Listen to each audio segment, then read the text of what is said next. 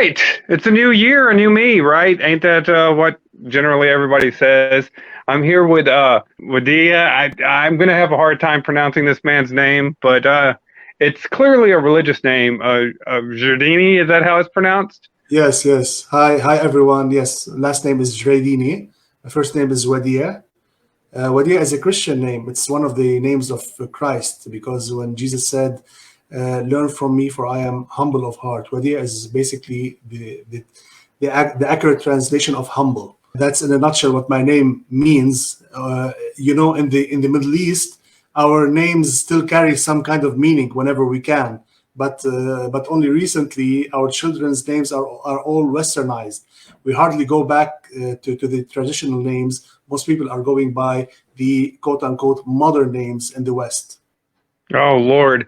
And with as ridiculous as some of our names are getting, and I have to know some of them, it'll take a lot of getting used to if y'all are trying to westernize your Eastern names over there because yeah, it's pretty bad over here. But I think that we built a rapport on Twitter basically, and a lot of the people that we were going after or that we were, having engagements with were atheists.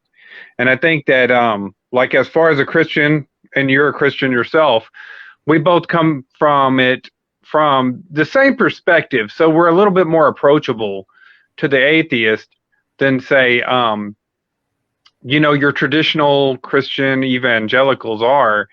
So I think that's kind of like why we built that bond, because I understand a lot of what you say and you understand a lot of what I'm talking about. And we tend to talk about the same thing.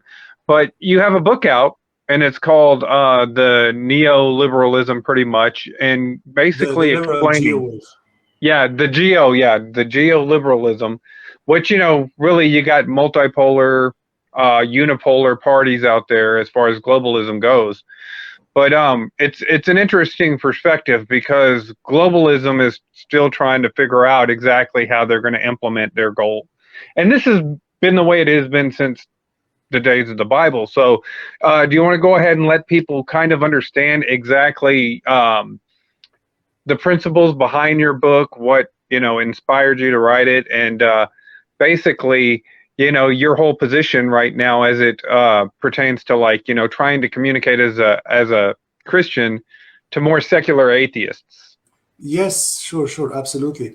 Actually, in my book, The Liberal Geowave, which you have so kindly mentioned, I am trying to show to the world why the ancient traditions of the early church are the only sustainable thing for a healthy and thriving society.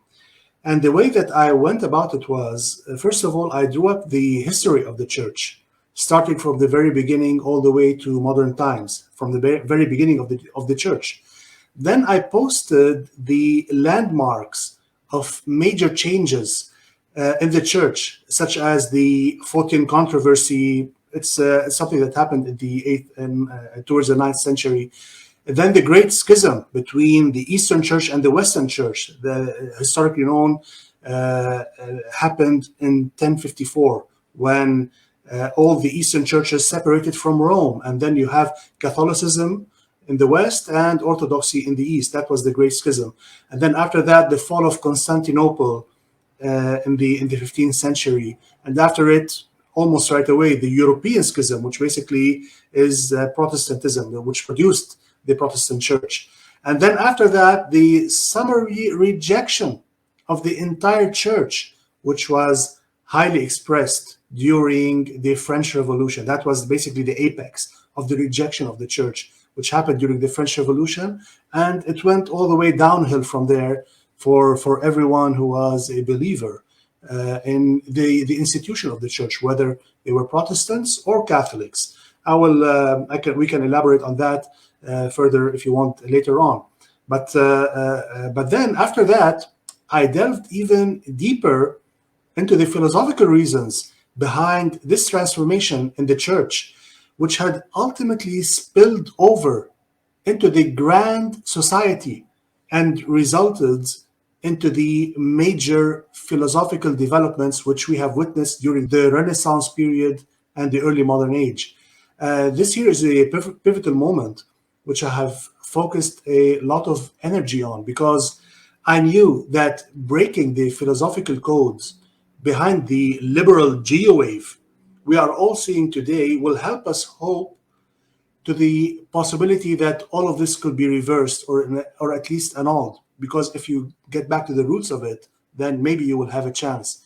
Based on that, along with my initial philosophical understanding of how Platonism was a core influencer in all of Western philosophies, this had allowed me to come with a structure or a hierarchy of sort, which I have later called the dead tree of Neoplatonism. Now, I know this is kind of fancy, but this part is a little bit too complicated to elaborate on during a single live stream. But I can say this: by using this structure, I was able to link up the process by which Western philosophy is being degenerative more and more with each cycle. And the more the philosophy degenerates, the more objective truth is lost to be replaced by subjective truth, which is, as you know, it's not truth at all. There's no truth in subjective truth.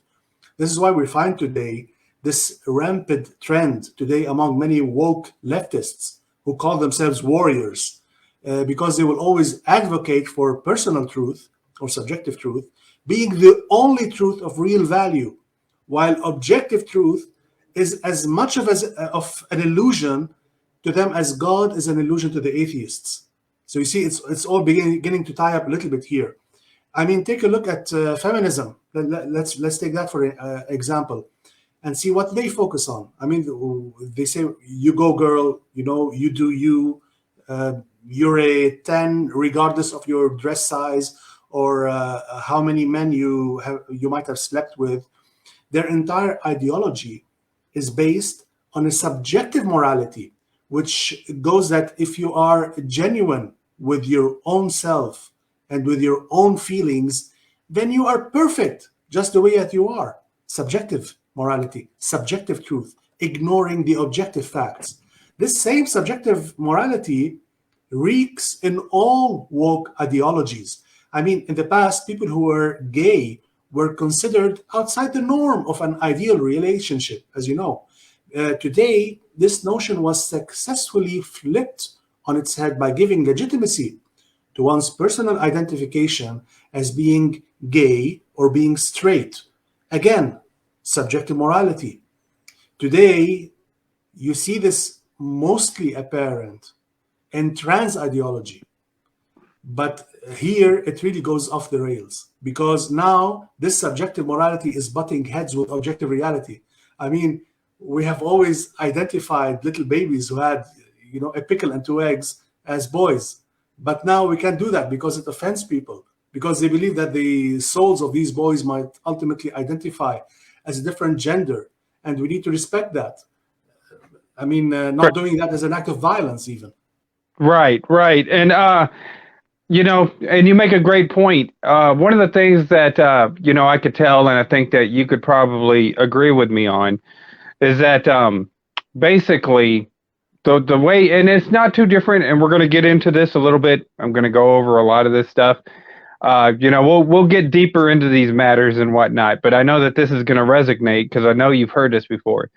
But whenever you look at the atheist, right, they suffer from a lot of the same problems that the original Catholic Church, which we're going to go ahead and delve into that too, suffered from, especially at the height of their corruption in the Catholic Church. Because, yeah, you know, you hear about the priests doing the things with the young boys, and that's horrible, don't get me wrong. But that certainly isn't the height of the corruption of the Catholic Church. It goes way, way darker than that. But, you know, with the atheist in their perspective and their mindset, the way that they get people invested into their, which I'll call it a religion because it technically is a religion, even though they'll claim that it's not. It's, you say certain things and they're going to get just as, you know, defensive as any other thing. But with the atheist, you see them a lot of times luring people in by the selling of indulgences. And this will have to come back up later on because we've heard this before. But yeah, you can indulge in all of your, it's that do what thou wilt shall be the whole of the law. It's that satanic mindset. But yeah, you know what? You can be an atheist and you can be a drug addict and you can do all the fornication and all this other stuff, but you're still going to have to end up suffering from your drug addictions, living an unhealthy life. You're going to still suffer for fornications, the fornication that you commit by, getting these various diseases and whatnot, having multiple partners, living these unclean, unhealthy lifestyles. It's basically like it said in Romans, the wages of sin is death. So you can indulge in those sins, I'm not going to judge you personally for them, even though, you can see your environment, these environments. If you go down to like California, right? San Francisco. California was the destination that everybody wanted to go to in the 90s, in the 80s, and then the 90s, and even into the early 2000s. Everybody wanted to go to California. Everybody was moving to California. It had all the glamour of Hollywood. It was Silicon Valley. It was, well ahead of its time. But then what started to happen is that California is probably the front runner as far as the United States is concerned for this neoliberal wave. And in fact, they're probably the patient zero for what's going on, particularly in your country right now, is California and specifically Hollywood. Well, now it's not really a place that you would ever want to live. Like I said, a lot of the stuff that's going on, to me, your neoliberalism, and this is from a biblical perspective, which is basically our neoliberalism here is considered the Democrat Party. But I've said this once, and I've said it 1,000 times, is that today's traditional liberalism, the neoliberalism that you talk about, the leftist movement and agenda, it's more like a pestilence in the Bible to a degree where it infects people like a parasite. I live in Texas, which is considered a conservative state right now. But before it was conservative, it was pretty much run by the same people. The progressive movement started here, and it was affecting us so bad that we pretty much had to vote them out. We had to vote them all out, and ultimately they went to other places, California, New York. They're a lot like we were probably back in the 90s now. And certainly, you could see the fruits of it. The Bible says you judge a tree by its fruit, and we see the fruits of this neoliberal wave where they'll come out and then they try to pander to people. They try to sit there and get as many people invested in their causes, but it doesn't produce the right kinds of fruits. And whenever this happens, they look at us and then they judge us for their mistakes. Is that kind of like some of the, the stuff that you see going on? Yeah, absolutely. Absolutely. What I can tell you is definitely someone who's conservative would at least be taking into account some aspect of objective morality. I think this is very important because at least you need something to set your bearings on. While the more liberal and the more progressive you get, the more you start to ignore the objective aspects of morality and ultimately reality, because morality is linked with reality. And the more you are objective in your morality, you are objective in your reality. And the more subjective you are in your morality, you'll become subjective in your reality. And definitely we are experiencing this here on our shores in Lebanon. I'm living in Lebanon, in Beirut. And you would think Beirut is definitely, I mean, we are way beyond conservative. We are probably hyper-traditional even.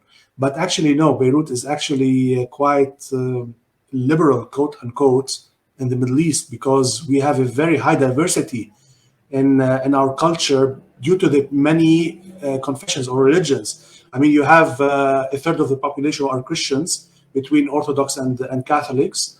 And you also have the other third Sunni and the last third Shiite. So, I mean, I'm just giving you a ballpark figure. But basically, that's how the country is structured. You also have other minorities like the Druze. But this kind of diversity has always allowed into this country high receptiveness towards the West and the Western values. So that's why it would not be far-fetched for you to assume that the LGBT flag was actually one time, raised up high in one of the suburbs in Beirut, and it definitely caused quite the stir. Of course, it was raised in a Christian suburb, not a Muslim suburb, because that would be shut down right away if it happened in a Muslim suburb. But in a Christian suburb, actually, quite interestingly, the people who shut it down were the people who were liberal amongst us. So definitely, until today, we are not as woke or as liberal as you guys are over there. Even more so, in 2019, in late 2019, there was a revolution in Lebanon. Quite a big revolution. I mean, everything was shut down. The banks closed, the government was paralyzed, and eventually everybody resigned. And people were in the streets in the millions. I personally did not participate in it because I always believe that revolutions in countries such as ours do not really impact meaningful change. They do impact change, but always the change that happens is against your will, not for your will. Basically, the people who go to the street, they are just used as fodder for elitist agendas. But I'm digressing here. What I wanted to tell you is, when the revolution was happening in the street, you'd be amazed to know that people from LGBT community, they set up shop over there, and they wanted to educate people on the values of inclusiveness. And people who were Christians, they were on the street, but they were Christians. I mean, some of them were Orthodox, like I am, and they go to my church. And they were surprised, and they went to them and they said, you know what, why are you doing this? I mean, this is not why we are here.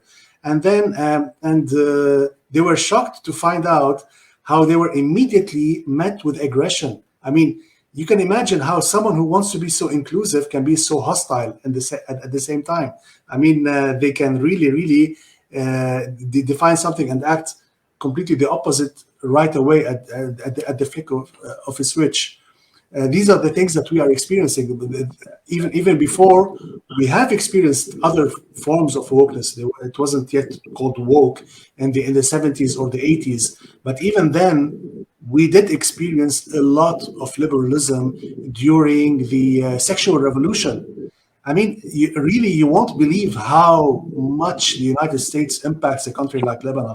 It's incredible. The moment I see something on YouTube, the next day I find it, on the streets in Beirut. It's that rampant. It's that strong. That's why I believe people like you, Michael, and many people, of your caliber. I'm not just talking about influence. I'm talking about people who are thinkers in the United States. You have quite the responsibility, not just for your generation and for your future, but also for ours, because you do have an impact on the world, not just on the United States. And see, I think that a lot of people in the United States, particularly our younger generations, our millennials, take a lot of that for advantage. Now, like I said, I've been over to the Middle East, some places, but it's I guess hearing it from you, it's kind of I'm taken aback a little bit, because I'm like I said, you have so many great YouTubers on here, like School for Prophets, Know Your Enemy, a lot of these that have taken advantage of this, and I think that this is a good segue to get into kind of a little bit more of the meatier part of what we were talking about. But I find it interesting that a lot of this stuff was foretold in the Bible. And so whenever we look at Bible prophecies, and one of the ones that I like to go back to quite a bit is the dream by Nebuchadnezzar that Daniel interpreted about the statue and whatnot. Yeah. And we can kind of see how this sets the world stage, particularly for where we're at today, because as we all know, the statue was broken into a head of gold, the chest of silvers, the belly of bronze, of brass. Then you had the legs of iron, and the feet of iron, and partially of iron and partially of clay. Yes, that's kind of where we're at today, is the feet of iron and clay, because we already know that the head of gold was, of course, Babylon. That was the original kingdom.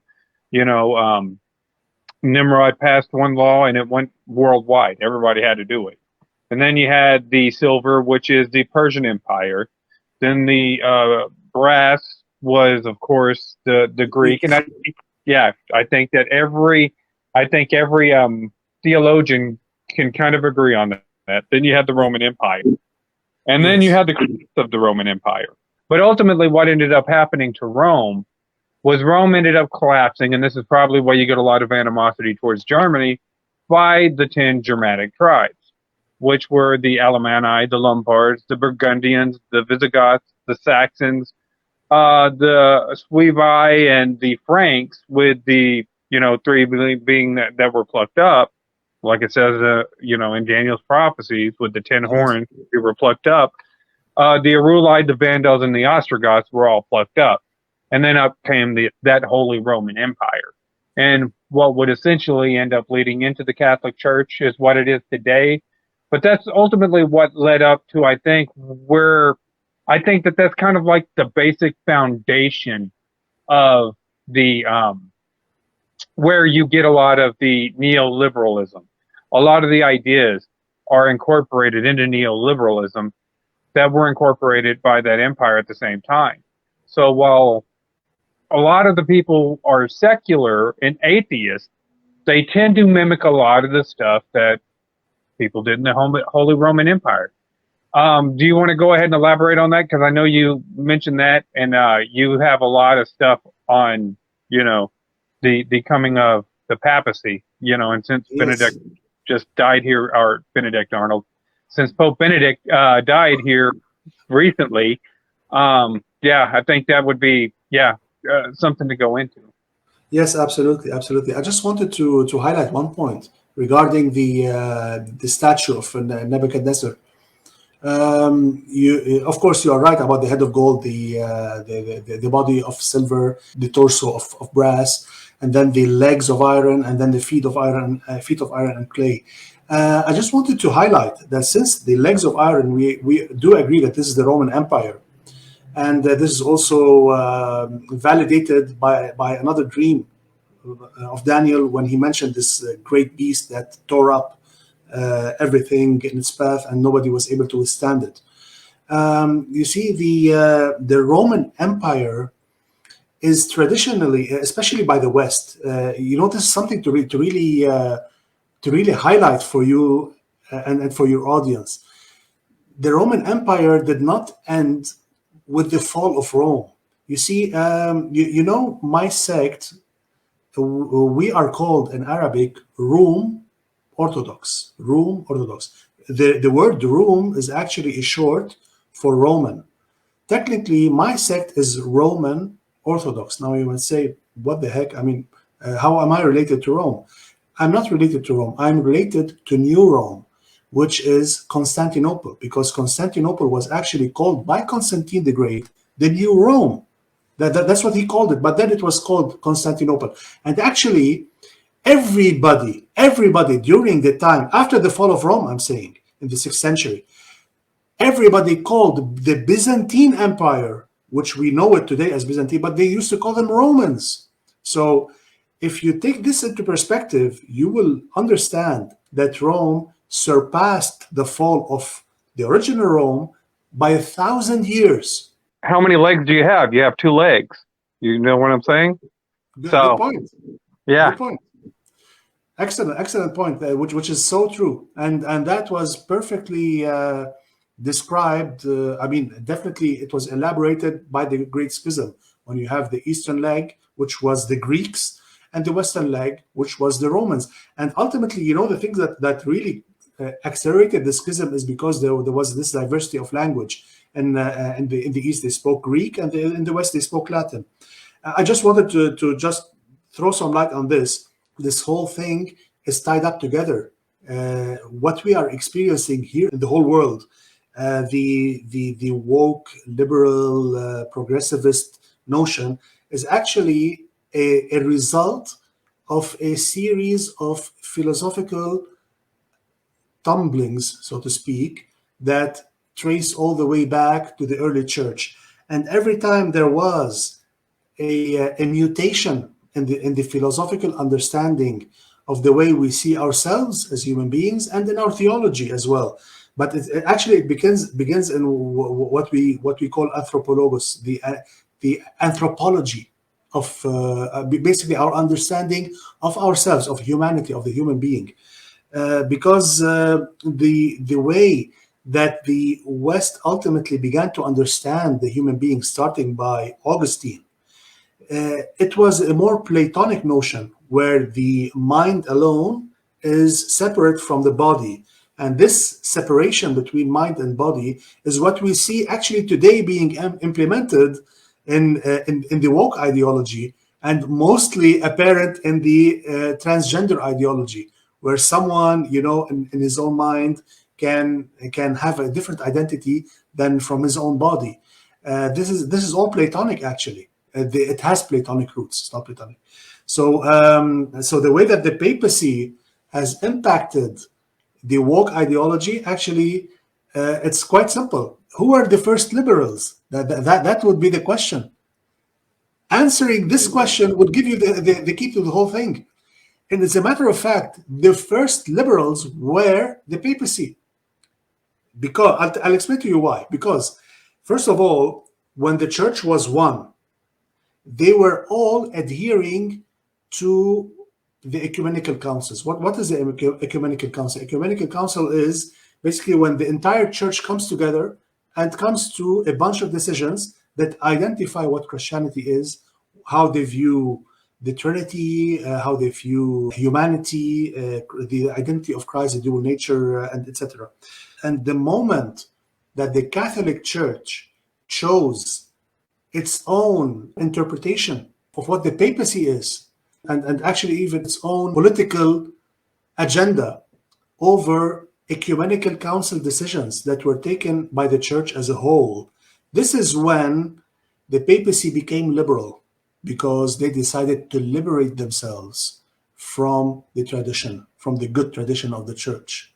That's why the name of my YouTube channel is called The Good Tradition, because I always try to tell people, try to take yourself back to the original tradition of the church, because that is where you will find true sustainability for your societies.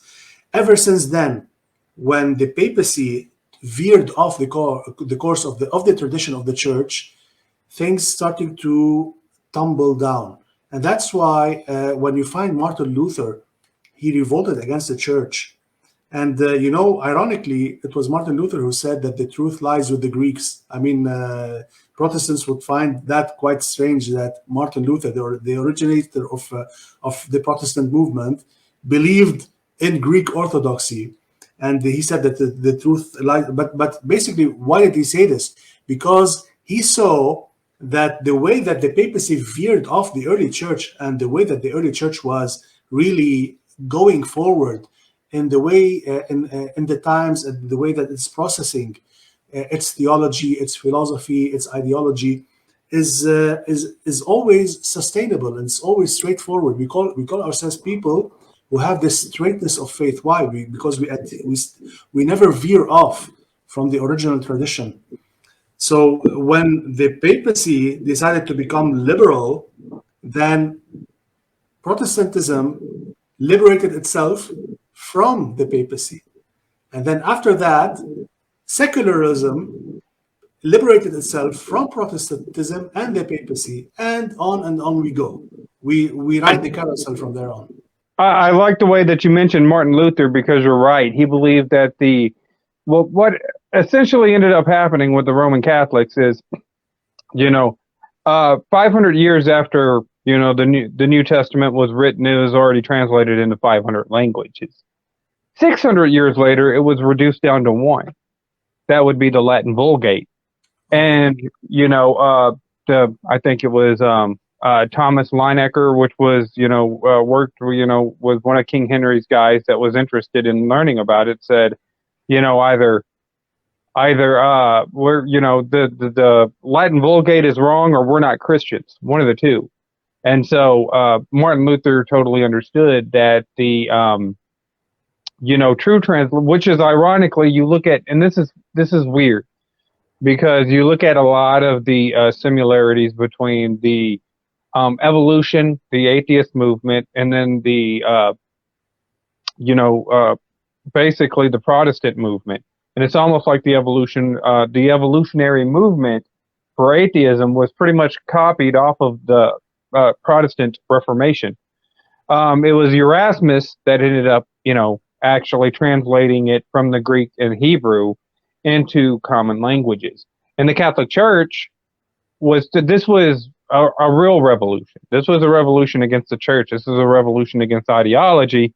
It's not just a Tea Party revolution, like you said, which happened in Lebanon, where they're kind of going and they don't know what they're marching for. They're just marching because it's the same thing that we do over here with the LGBTQ stuff, with the BLM stuff, with the Tea Party, and it's on both sides. It's not just one with the Proud Boys. People just show up to these events, whether it be January 6th or whatever it is. And, ultimately they have no idea exactly any direction that they're going to go. They're just going to go to any direction except for where they're at. And ultimately, not knowing where you're going, oftentimes you end up in a worse place than you're at right now. The Catholic Church was, at that point in time, like you said, they were exactly what the left is today. There's so much in common with your current people that are in charge that calls themselves liberals, the or the geo-liberals that you talk about, and the Holy Roman Empire, in which case they didn't want these translations that everybody could understand in their own languages. They didn't want this communication going on where people could, because it's weird, because if there was no power in the truth, if there was no power in those scriptures, if there was no power in the word, then certainly Satan wouldn't be going through all this trouble to try and cover it up, to try and protect you from seeing, God's word and, understanding that and forming a relationship based off of that. He wants to keep you, confused, basically, because if he keeps you in confusion, he can control you. And we can sit there and see how he can use these, people and these institutions, much like he used the people in Catholicism, to go ahead and keep the masses dumbed down to where they were. And it says that there yet again, it says that also in the Bible, where it says he will think to change times, laws, and that's exactly what they were trying to do. This is exactly what had essentially ended up happening. Actually, you also mentioned earlier regarding the dead fruits of liberalism. The dead fruits begin with their philosophies. And if you trail back the philosophy all the way back to the medieval times, where the Catholic Church was focused on Platonism on the one hand, and its antithesis, which is Aristotelianism, on the other. And from those, they culminated into the next age, which is the early modern age, into rationalism and empiricism. And then these also, as a thesis and antithesis, they also battled together, and they produced fruits that also ultimately died, they perished, and then they mutated into our modern age into humanism and naturalism. Humanism is the part where you would derive concepts like social Darwinism and transhumanism, and also other concepts like communism and neo-capitalism. What is neo-capitalism? It's basically a depredatory form of capitalism, because there were always capitalism, but in modern times, neo-capitalism took over as basically you take advantage of the poor through oppressive systems of governance and financial systems, of course, like the modern banking system, which drains money from the poor into the hands of the rich. And right. All of these, sorry, go ahead. I was going to sit there and say, because you mentioned neo-capitalism, or we call it here crony capitalism, but it's the same thing as what you're talking about. Ultimately, and I've had these conversations with a lot of secular people, but ultimately it's fascism. Is essentially what it ends up being, is fascism. And because went on this point. This is one of the bullet points that I had written down. But I mean, like I said, there yet again, you go to scriptures and you listen to the four horsemen of the apocalypse. You know what I'm saying? You had the white horse. What was the white horse supposed to do? He was supposed to, he comes and conquers in the name of peace, right? Which Yes. can go ahead and say that that's probably, you look at that and see, well, a horse is generally an institution, much like the horns are kings and kingdoms. The beasts are, pretty much governing powers and whatnot. So these beasts tend to be governing powers. And so we could sit there and say that, Holy Roman Catholicism is probably the rider on the white horse. Then you go to the red horse, right? Which was meant to take peace, from the land and stuff like that. And, ever since communism, which is red, in color, that's what signifies communism. It's red in color. And ever since we've had communism, you've always had some sort of conflict going on, ultimately because communism relies on being in a constant war. They're trying to get us into World War III right now because right now the United States is probably a fascist country. The left is probably right, but they want to go ahead and transition us into a communist country, which is basically full-on military-industrial complex. Then, of course, you have the black horse, which, like you were sitting there saying, with your neo-capitalism, i.e. fascism, the color for fascism is black. And that's exactly what you're saying. It takes from the poor and it puts it into the pockets of the rich. It balances to where, basically some people, it holds other people down to keep them from competing with other people. So it is almost like a balance, just like it says, do not harm the oil and the wine. That happens. And you're going to see a collapse in economies and stuff like this. And then you have the pale horse, which I personally believe is globalism. And so this is where you're going to start to see all of these horses come back into fruition here pretty soon. And, but yeah, since you mentioned that, I was like, I'm going to go ahead and try to chime in on that. But I'll go ahead and let you go on to what you were saying. I just wanted to go ahead and mention that little part real quick, since you just kind of touched on it real quick. Yeah, it's okay. Actually, thank you for that. I'm not. I haven't really put a lot of thought about who the four horsemen of the apocalypse really represented. Personally, I mean, because usually the white horse, the first horse, is depicted as the Antichrist, and then this Antichrist. So, if you want to call the papacy or the Catholic Church as ultimately producing the Antichrist, I mean, it is. I mean, who am I to say it is not possible when I've seen what the papacy today is doing? I mean, if you look at the Pope, Pope Francis today, and the way that he is really, I mean, playing on a dualistic agenda, saying one thing and then doing another thing, promoting one thing and then denying it the next day, and all of these controversies and these contradictions, which are intentional in nature. Nobody can, I mean, you can always deny that, oh, maybe he said this, maybe he did not know. No. He's not an idiot. He knows exactly what he's doing, and he has an agenda. And this agenda is not only his own. This agenda is part of the global elite's agenda. However, the question still remains. I'm not sure if the Antichrist will come out from the bowels of the papacy. I'm not sure. I cannot really definitively give you a straight answer on yes or no. But what I can tell you for sure is that fascism, what you have just described about being fascism, actually, it's not as much neo-capitalism as it is the merging of neo-capitalism and communism. It is basically the synthesis of neo-capitalism and communism, which will ultimately result in neo-communism or fascism, if you like. I would rather call it neo-communism. Why? Because it is more developed than fascism. Fascism was devised by a man called Giovanni Gentile, an Italian gentleman. And the principles of fascism, if you look into them, you would be surprised to note how much similarities it has with communism. Actually, Giovanni Gentile and Karl Marx were both Hegelian, meaning they followed the Hegelian philosophy. Georg Hegel the German philosopher of the 19th century, I think, late 18th century, 19th century. Georg Hegel believed in the synthesis of notions, of constructs. I'm sure you've heard, even if you are not majored in philosophy, you would know this, well, what I'm about to tell you. You have a thesis and you have an antithesis. This thesis and this antithesis, they will interact together and they will form a synthesis. This is basically what Hegel tries to describe.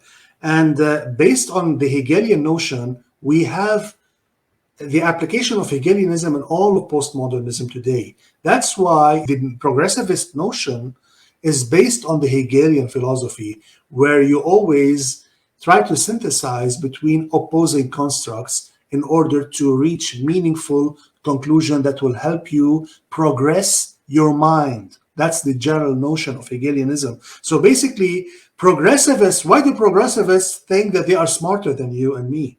Because they believe that they have progressed their minds further than us bigots who are stuck with our old values. So this is all Hegelianist notion.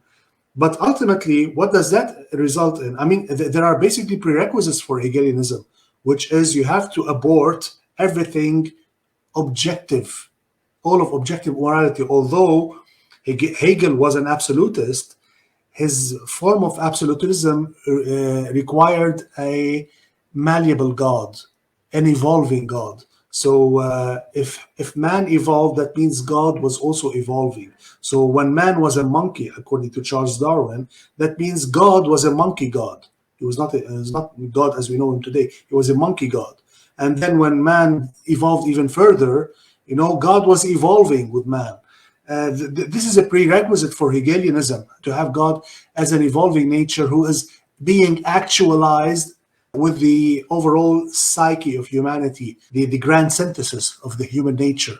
I hope I'm not digressing too much. I don't want this to be too philosophical, but the reason why I'm mentioning this is to emphasize how the modern mindset is always geared towards synthesizing notions. That's why I was telling you that fascism, or neo-communism as I would rather call it, is a synthesis between neo-capitalism and the traditional communism. And this is why you find actually in progressivist notions the same kinds of notions by communists a century before.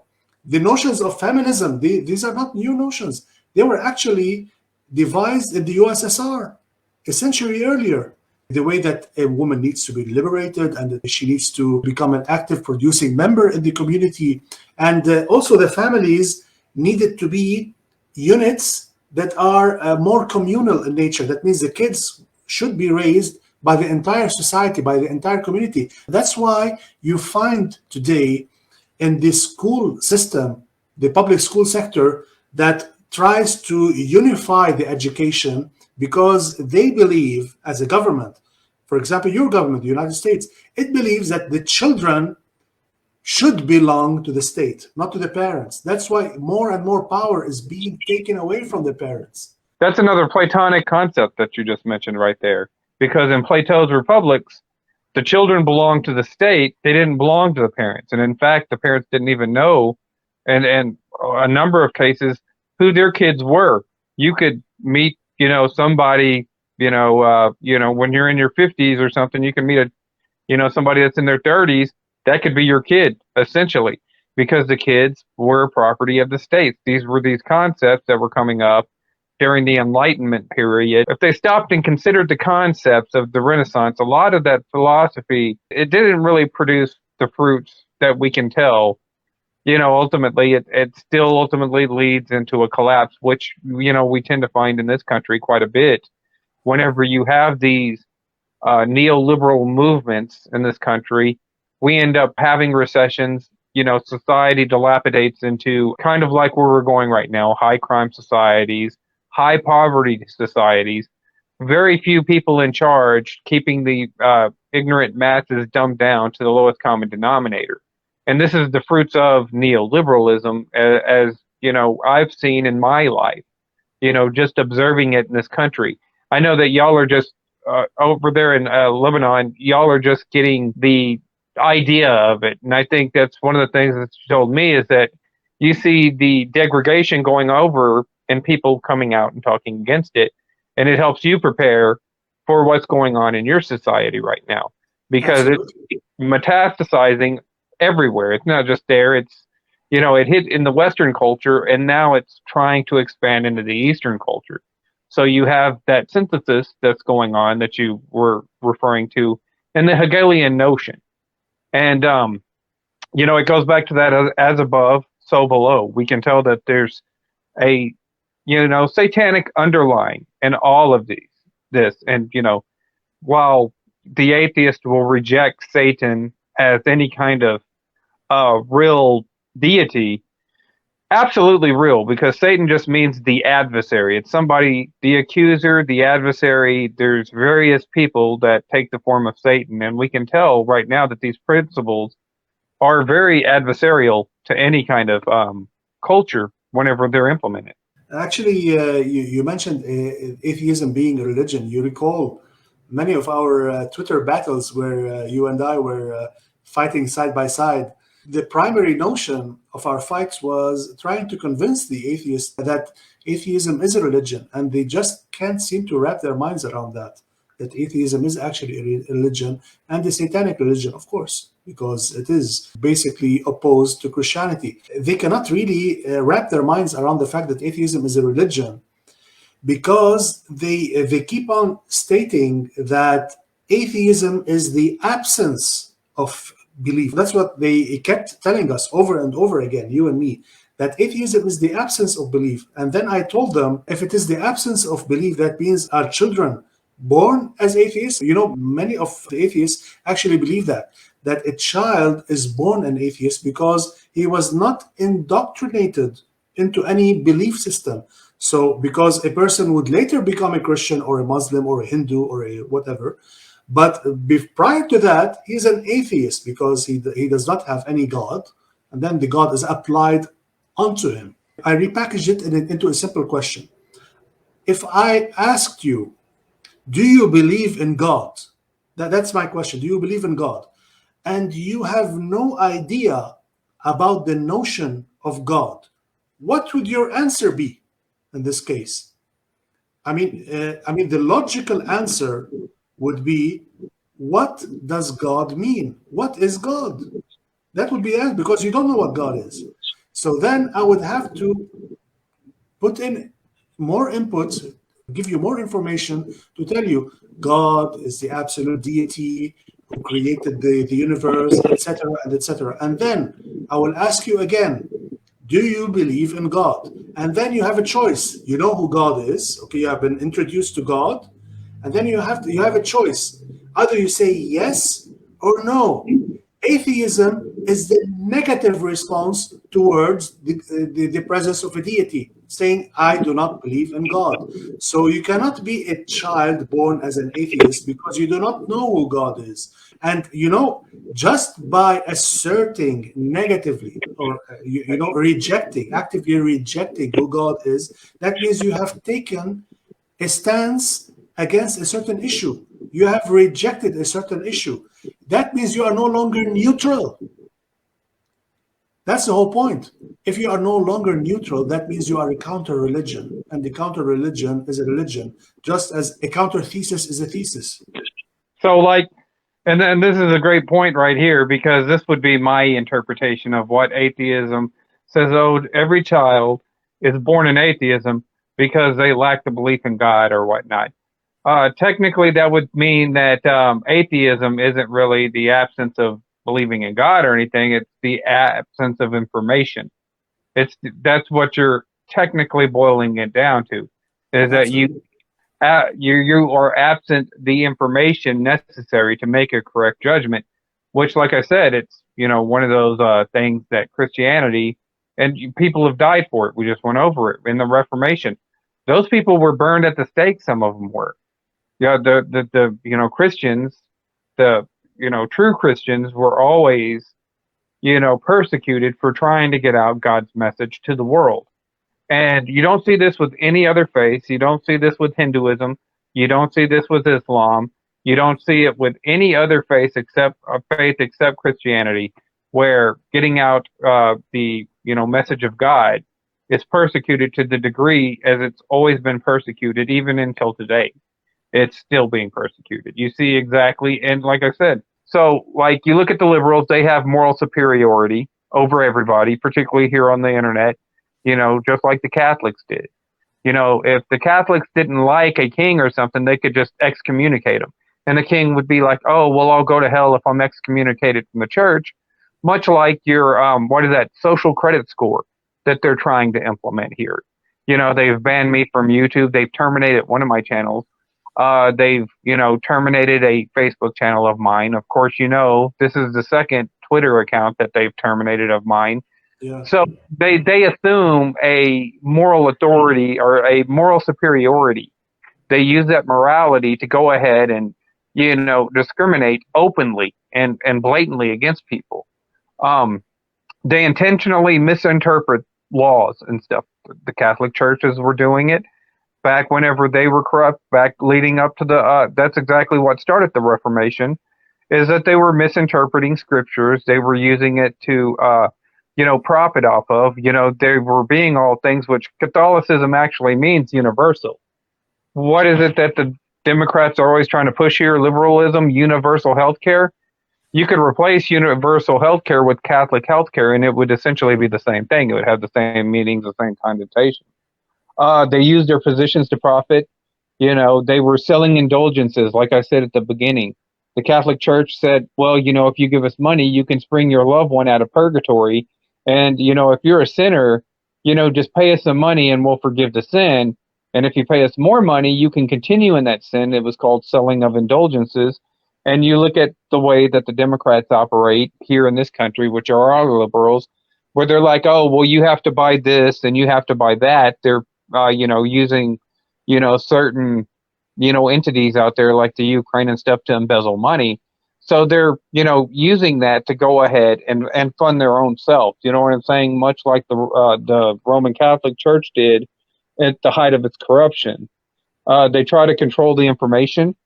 The Catholics were trying to control the printing press. They didn't want any of these Bibles to be printed in people's languages. They just wanted it in one language because only the priest could understand the Latin Vulgate.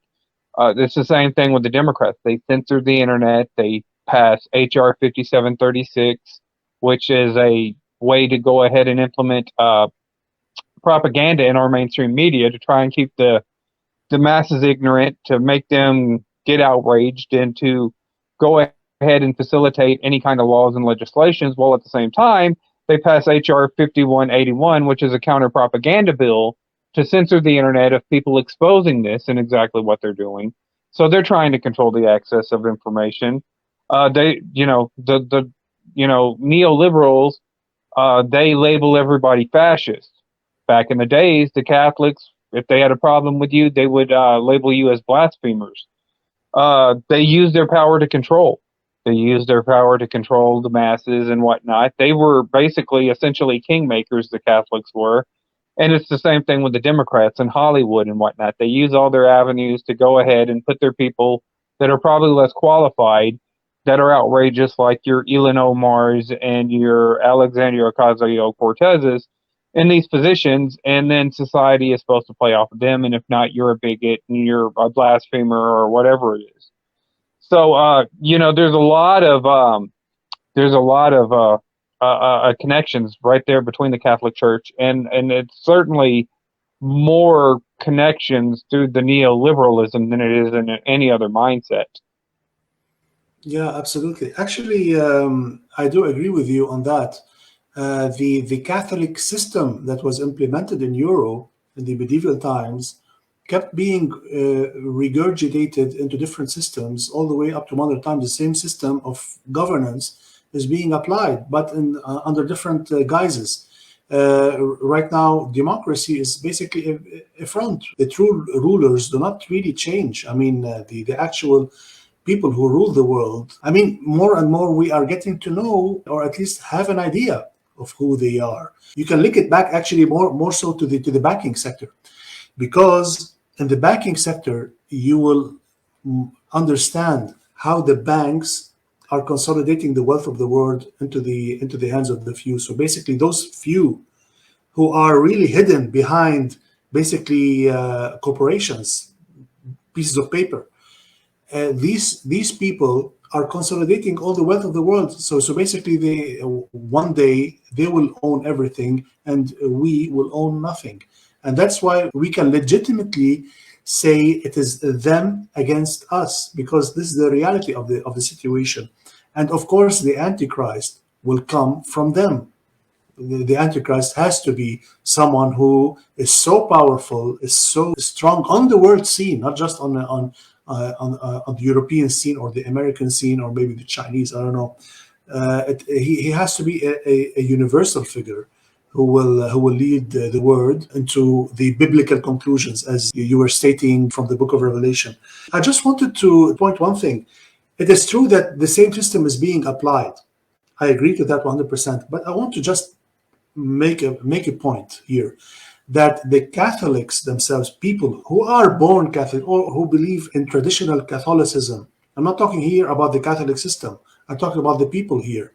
Many of them are genuine Christians, and we should not allow ourselves the excuse to say Catholics are not Christians because of what's going on in the world where the papal system is being applied. Because, Catholicism has a problem, as you have so elaborately stated, but also Protestantism has its own problems, for example, in the prosperity gospels and so on, so on. The list goes on and on. And also the Orthodox has its own problem. Orthodoxy has its own problems. I mean, not too long ago, there was this bishop who baptized a child who was adopted by a homosexual couple. And it caused a stink in the Orthodox community. We are definitely behind on the woke stage, but definitely we are on our way, just like the other two branches of Christianity, which is a shame. Like I was telling you earlier on, that all three branches of Christianity suffer from the woke agenda, from the liberal agenda, and we are all sustaining casualties. We have all seen LGBTQ priests in the Catholics, among the Catholics and among the Protestants. And now, we are gradually following suit among the Orthodox. And, just to keep that in mind, not to vilify the Catholics themselves. I do not believe that we should. I believe that we should understand that we are all in the same boat, and we are all suffering consequences and suffering casualties. Yeah, the thing about Catholicism is that, not every Catholic out there, is aware, of some of the corruptions going on, and there are good people out there that are Catholic. It's not against flesh and blood, but against the principalities that we're supposed to be fighting against. The fruit that atheism produces is, stuff like this right here. It's always just constantly dumbing of the mind, I guess, is what you could say. It's keeping people, and the sad thing is like, the job I work at, I'm a supervisor. And I work with a lot of these left-leaning, more atheist type, secular, progressive people. And the weird thing is that I found out is that they don't even want to work with each other. You know what I'm saying? They would much rather work with like a conservative or an anarchist, which I work with an anarchist too.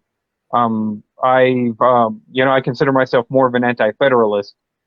And they would rather work with anybody else who believes in any other ideology rather than working with each other. Because it's always these snide remarks from them. They always have to claim they have that inferiority complex anyways, which they have to kind of like beat their chest like King Kong or something to try and, baffle you with bullshit is what I like to say there. They can't dazzle you with knowledge, so they baffle you with bullshit. And whenever you get these people that are in the area, they're just going to kind of step on each other's toes. And it's like, it's actually going back. It's more entropy than it is evolution. It's almost like a regression back to more tribal notions in society, and watching these people react with each other from all perspectives of the left, they just they can't really even tolerate each other, and they'll go they'll want to work with other ideologies, but at some point in time, those people don't like to tolerate a lot of the stuff that you want to put on them neither. So it's basically like a mirror. They just don't like looking. It's almost like you show evil itself. It doesn't want to see itself. It's the same thing. It's kind of weird watching these people react in this society like this. Actually, I mean, who are the most intolerant people in your society? Is it the conservatives or the liberals? I'd probably say right now the people that call themselves liberals, and I don't really consider them liberals. They're more Marxist at this point. But yeah, I would say it's them. It's the left. I have friends on this site right now. Like I said, this is all on YouTube. All of this stuff is coming up on YouTube. But I have friends on Facebook that are homosexual. I have no problems with them. You know what I'm saying? We agree on some things. We disagree on some things. But we get along. You know what I'm saying? We have common interests over there. I have black friends. I have Hispanic friends. Of course, you're from Lebanon. I consider you a friend and whatnot, especially, or probably more like a brother almost, in Christ at least, where we have this, common thing that we're doing against atheists. And, you look at the liberals, and it's all about them. It's me, me, me, me, me. And so that's always the way it is. They, try to, they just a lot of snideness. You know what I'm saying? And, Yeah. that's ultimately where we're at right now. And so, yeah, I would probably say that the more bigoted side would be, but like I said, it's the same thing that the Catholic institution was doing. They were the ones implementing all the blasphemy, and they would sit there and sentence, say, a Wycliffe or a Martin Luther or a Tyndale. They would sentence them to persecution for blasphemy, but they were the ones that were committing blasphemy, and they were sentencing them because they couldn't find any flaws in them and whatnot. So, I mean, a lot of this stuff was mentioned in the Bible as well. You know something. That's the irony right there. You were saying it's all about me, me, me, me all the time. That's subjective morality, because this is what they are basing their entire ideology on. What your feelings are, how you want to react as a person towards a certain construct. Am I a boy or am I a girl? I don't know. Let's see how I feel today. It's all about subjectivism. But the irony of ironies here is that you cannot live on subjective morality alone. You have to tether it with objective morality, even if they deny it. Because just by stating that, it's about every person, his feeling.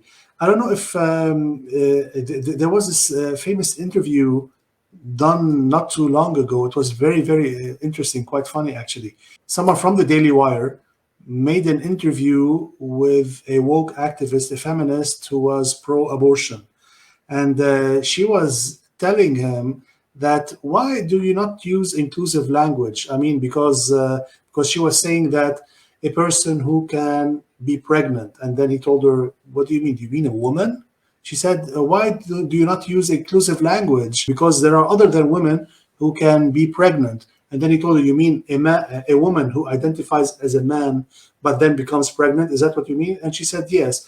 And then he told her, I identify as someone who is right on this subject. And because he totally disagrees with her. And then he torpedoed her entire argument. And she was dead in the water. Why? Because what he was effectively saying is, if you are basing your entire moral structure on individuals, every person has his own subjective morality, then there's bound to be a contradiction. And this contradiction will nullify all of morality. That means there is no morality. There's no ground for you to stand on. Therefore, you need to base your subjective morality on objective morality. Otherwise, you have nothing. And that's what basically he torpedoed in his argument. It was quite brilliant, actually. He said it was hilarious. So what is their objective morality? Every time they attack you, Michael, or me, or anyone by saying you are a bigot, you are ignorant, you don't know what you're talking about. Based on what are they making the argument?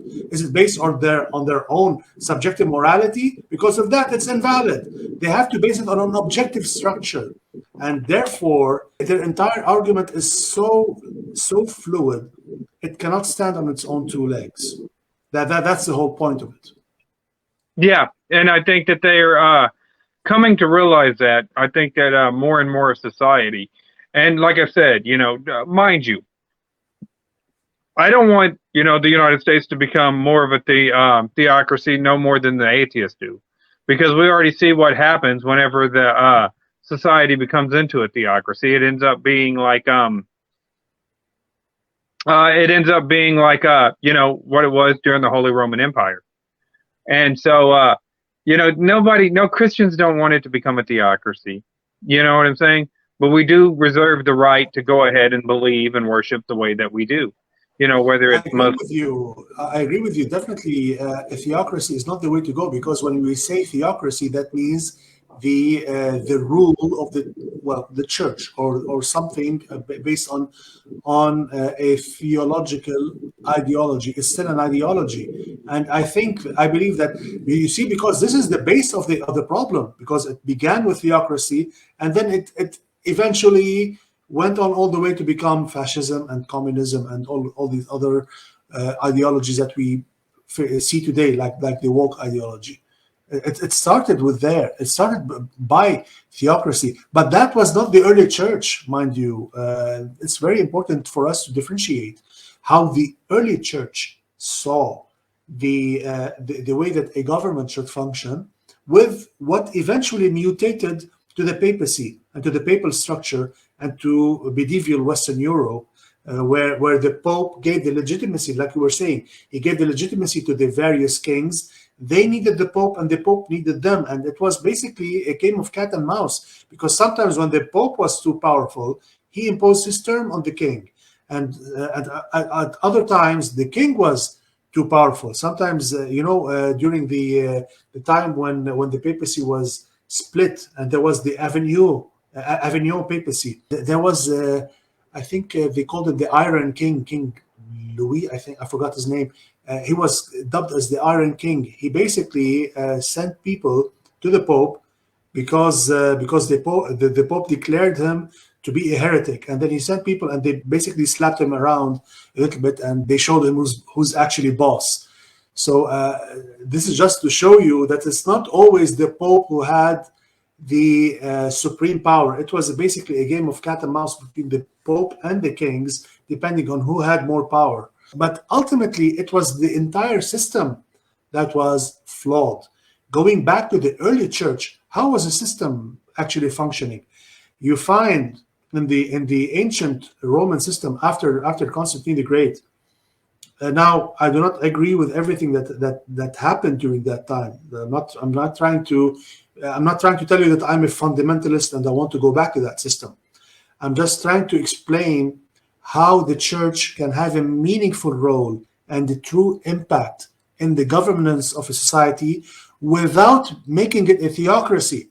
You see, the thing is that the Western world has made some sort of a knee-jerk reaction against the papacy.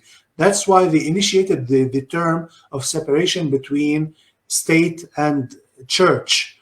But this separation ultimately resulted in a pagan state, like you were saying, because you will need some certain values to fall back upon. It's impossible. Either these values are going to be Christian or they are going to be something else. Wouldn't you rather for these values to be Christian?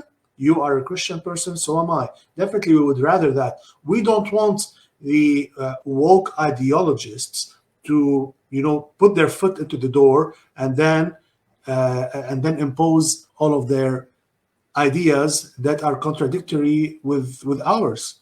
So how do you do that? You basically pose the church as the ballast. This is the moral guide of the state. If, for example, a king or an emperor or a president decides like what happened during the Clinton era with Monica Lewinsky. The church would come in and say, you know what, this is not right, and you should do one, two, and three. I mean, the American society was not far away from that during that time. You were not as woke as you are today. But this is just to show you that always throughout the ages, if you maintain your moral ballast, then you will be able to maintain your integrity as a nation. Yeah, and I'll tell you exactly. This is kind of like the fruits of the left that we see, the neoliberalism that have implemented themselves. Like I said, you look at DC, and they've never voted Republican. They've always ever voted Democrat ever since 1961 when they had an electoral vote. They've always went for the Democrats. So whenever we look at it, they talk about Trump and they'll talk about, okay, these are the stories. It's that the media has kind of reduced itself down to. This is exactly what you get out of secular atheism. They kind of like dumb themselves down to like the lowest common denominator. So the news cycles here in this country have been Russian prostitutes were peeing on Trump. That was the first one. Then it went to Trump had some sort of sexual assault thing with Katie Johnson. That was proved to be debunked really quick. Then it was Trump had Russian hackers hack the election. Yeah. Well, that was proved to be not accurate. Then it was Russian collusion, Russian interference. Then it went down to January 6th, but it's all with Trump. You know what I'm saying? Trump, Trump, Trump. They just keep the news cycle flooded with Donald Trump. Trump is a Jesuit, by the way. And with that being said, then it was the FBI invasion of Donald Trump. Then it's his tax returns. It was the tax returns twice. And that's what our news cycle. But here's what they're not telling you. This is what they're not telling you in the news cycle this whole time. As far as our liberals here in this country, they are responsible for running semi-automatics to drug cartels in Mexico. Nobody talks about. They talk about, the IRS scandal with Lois Lerner, where they were targeting political opponents and stuff like that with Lois Lerner. Implementing a Nazi regime, a Nazi affiliated anyways, in the Svoboda party in Ukraine right now, which is what they're trying to instigate a war with Russia. They don't tell you that on the mainstream media. They implement the HR 5736, which allows the media to produce propaganda to go ahead and move their agendas.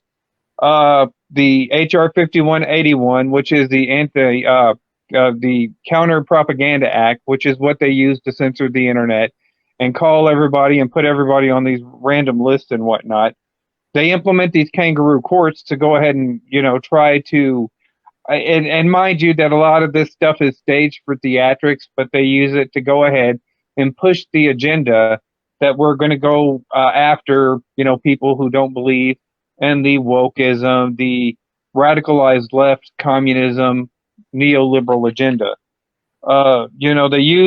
They go ahead and use that propaganda to shut down the economy with I'll call it commie cough because it'll probably get this video flag down, scare that they did to shut down the economy. They use that to go ahead and implement quantitative easing, which is the printing of money and giving out stimulus to go ahead and attack the dollar. And this is why people are like, well, why is everything going up? So all of a sudden, 8% here, 8% there, gas prices is rising. That's why the more money that they print, you have more money chasing less product. And of course, that product is going to go up in value because your dollar is worth less. They're trying to instigate World War III after going ahead and selling these same people, the Russians, a portion of our uranium. You know what I'm saying? How does this not? But they'll call us a coup. They'll call anybody else who disagrees with them a coup. But they're not a coup. They use this stuff to implement like certain euthanasia policies and stuff, and potentially creating a cytokine storm. Here, like I said, where I work out right now, it's crazy how many times the ambulances will come up there and pick up people because of a lot of the policies that were implemented by these same people. However, they'll sit there and say that we're the problem on the internet, that we need to be banned from the internet, So this is what we're looking at right now, but nobody talks about this kind of stuff. And as soon as somebody else does talk about this kind of stuff, well, then you're a threat to them. It's just you going ahead and thinking that this liberalism, this geoliberalism that you talk about, is going to produce anything other than rotten fruit. A rotten tree is going to produce rotten fruit. Absolutely. Every time. So Absolutely. I'll go ahead and let you go on. I'm sorry I had to go on a little bit of a tirade. I got on my soapbox a little bit. Actually, but what you have mentioned about liberalism results in war, actually, and we have seen this over and over again. First of all, if you go back historically, I mentioned earlier on in the stream about the French Revolution. It's actually much earlier than that. But if we start from this cutoff point, let's say, from there on, there was Napoleon, who had his own liberal notion, the Napoleonic Code. And the Napoleonic Code is actually what we go by in practically every other country in the world. Basically, almost every single country in the world is operating under the notion of the French Revolution, of the principles of the French Revolution. And Napoleon was a student of the French Revolution. He was one of the officers of that movement. And from that, I mean, what did Napoleon do? He wanted to impose the Napoleonic Code all over Europe. And then after he planted the seeds all over Europe, what happened then? Major revolutions sprung up all over Europe. This is after the defeat of Napoleon in Waterloo. This is after that. There were major uprisings all over the continent. And now I'm not talking about the United States at the moment, because its own war of independence and its own war, North and South, the Civil War in the United States, it's also basically part of that, liberal movement. Okay, fine. You might say, well, but the Civil War of the United States is it meant to liberate the slaves. Well, you might agree with that. You might disagree with that. Although I personally do not believe that you need to go to war to abolish slavery. The United Kingdom did not have to go to an actual war to abolish slavery from its own country. The Civil War was fought because of the imposition of the moral tariff. They were imposing a tariff on the South to like the tune of some 68%, which would be like if somebody took 68% of your income to go ahead and put it, and it all stemmed. But yeah, it wasn't over slavery for sure. And in fact, you were talking about Karl Marx earlier. It was Abraham Lincoln that actually inspired Karl Marx, because Abraham Lincoln wanted to centralize the government. That was ultimately what they wanted to do, is centralize government power in D.C., to whereas the Confederates wanted to go ahead and keep states' rights. That's why I consider myself an anti-federalist. All of this stuff needs to go back to the states. And we need to take away that power from the centralized government that considers themselves to be, have diplomatic immunity to the laws that they make. Well, hiring 87,000 IRS agents is not going to help that at all. No, not at all. And so, they'll say it's about slavery because it's like you said, it's a way for them to avoid that technically. The winners always write history anyways, but that's never about it. It's never about slavery. Absolutely, the winners will always write the history books. We all know that. But the point is, you see, wherever there is a movement of liberalism, and part of the liberal movement is actually the centralization of government, just like you have mentioned. Thank you for updating me on this information. You obviously know more about the American Civil War than I do, and I appreciate that. But this actually, what you're saying actually pours into my argument, because part of the liberal movement is actually the consolidation of government and the spread of big government. This is what communism is. It's actually big, very big government. And that's what fascism is also, big government. That's why the Liberal Party in the United States opts for big government. Actually, I'm sure you know of a very famous writer. He's of Indian origin. He lives in the United States. He's an American citizen, I believe, right now. Dinesh D'Souza, his name. He said that the underlying process of the Democratic Party its drive for big government is the same notion that was devised by Giovanni Gentile, the founder of fascism. They even use the same terminologies. I mean, if I just send you the quotes that are devised by the Democratic Party and tell you that these are quotes by Giovanni Gentile, the founder of fascism, you would, I mean, it would be very easy for me to convince you of that, because this was practically his ideology, which they are following today. So the point is of all of this is that wherever you find liberalism, you find conflict, revolutions, and war over and over and over again. I'm not just demonizing the Liberal Party in the United States, because the Republicans are also to blame in part sometimes. For example, if you take George Bush Sr., in his speech to the Congress, United States Congress, when he said, this is a new world order, what he was promoting was peace. That's what he was saying. He was saying we want peace and we want fairness. But ultimately, what did we get? Did we get peace? No, we got war. Did we get fairness? No, we got quite the opposite. This is why it is actually not a cliche to say that always take the opposite of what the politician says. Is actually the reality. Always take the opposite of what the politician says, because every time a politician talks about peace, he's actually talking about war. And every time he's talking about fairness, he's actually talking about enslavement. And this is what we see in today's society after 30 years since the invasion of Iraq. It's good to have you on, man. Like I said, I've been subbed to your channel. You know, I was impressed the way you handled yourself on Twitter whenever I was on there before they terminated my account, on the way that you were able to go ahead and handle the atheists on there.